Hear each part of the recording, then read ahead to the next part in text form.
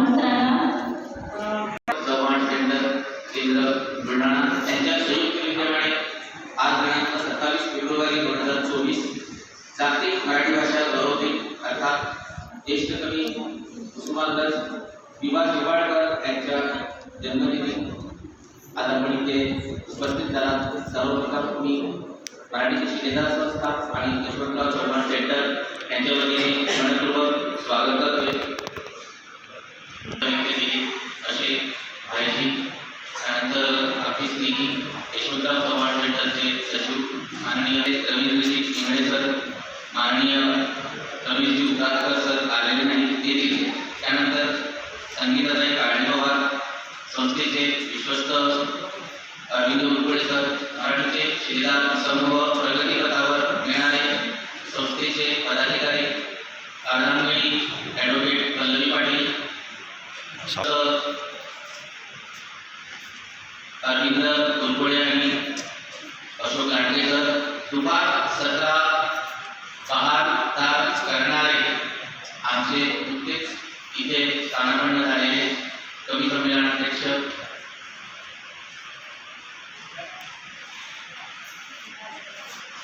Sachin Pawar sir, त्याचबरोबर मराठीचे शिलेदार समूहाचे ज्येष्ठ कवी साहित्यिक मुख्य परीक्षक आदरणीय वैशालीताई इंद्रज सर, नमस्कार प्रशांत ठाकरे सर, स्वाती मराठीताई, प्राध्यापक तारका रुक्मडे, विष्णू संकपाळ सर, त्याचबरोबर माझ्यासोबत काम करणारे संग्राम कुट्टेकर असो, विष्णू संकपाळ असो, किशोर कुमार मुखोडकर असो, या सर्वांचं मी या विद्यापीठावर स्वागत करतो। वैदर्भीय मातेतील पावन असलेल्या भूमीला आपल्या कवी मनाच्या साहित्यिक मनाच्या प्रदर्शनाने पुनश्च एकदा पावन करणाऱ्या सर्व बंधू भगिनी कवी कवयित्री यांचे मराठीचे शिलेदार समूहाचा प्रमुख म्हणून मी पुनश्च एकदा इथे स्वागत करतोय।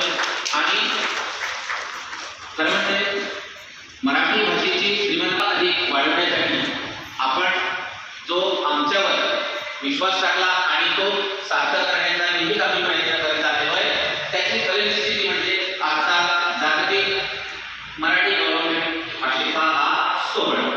विशेष म्हणजे गेल्या 10 वर्षापासून आम्ही समाज माध्यमाच्या माध्यमातून शैक्षणिक, सांस्कृतिक, साहित्यिक या ठिकाणी काम करणाऱ्या लोकांना पुढे आणण्याचा प्रयत्न करतोय। पण 2013 आणि 14 साली अशी संकल्पना पुढे आली की व्हॉट्सअप ग्रुप असलेली संस्था निर्माण करावी।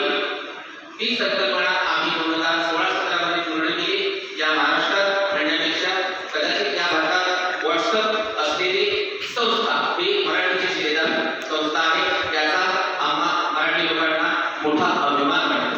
कारण मराठीचे शिलेदार समूहाचे 7 फेसबुक पेज पासून 160 व्हॉट्सअप ग्रुप आहेत। साधारणतः एक पोस्ट आमची किंवा आमची बातमी 7.5 ते 8 लाख लोकांपर्यंत जातो।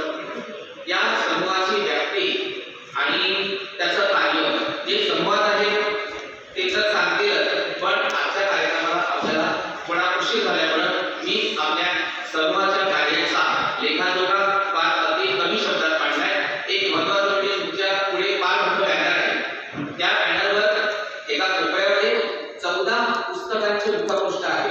ही मराठी भाषेची खरी श्रीमंती आहे आणि हीच मराठी भाषेची श्रीमंती मराठी माणसाने टिकवलेली आहे। कारण मराठी माणूस शिकला तर मराठी भाषा टिकेल। माझ्यासह या बुलढाणा नगरीतील सर्वांचा विश्वास आहे। आमचे स्नेही नरेश भाऊ शेळके यांनी मला 2023 मध्ये जो शब्द दिला तो त्यांनी आज पाळला। याचा मला विद्यापीठावर मराठी साहित्याची परिसीमा गाठण्याची जी वेळ असते ती वेळ आज आहे। कारण या व्यासपीठावर तब्बल 14 कवी कवयित्रींच्या पुस्तकांचं प्रकाशन होत आहे। असा इतका मोठा सोहळा आजपर्यंत मी तर कुठे पाहिलेला नाही आणि कदाचित व्यासपीठावर 14च्या पुढेही जाण्याचा प्रयत्न करू। कारण गेल्या 4 वर्षापासून 4, 10, 8, 12 आज पण 14चा पल्ला आम्ही गाठलेला आहे। अभिमानाची गोष्ट सांगण्याचा एक प्रयत्न करतोय। गेल्या 20 वर्षात मी राहुल पाटील प्रकाशन म्हणून तब्बल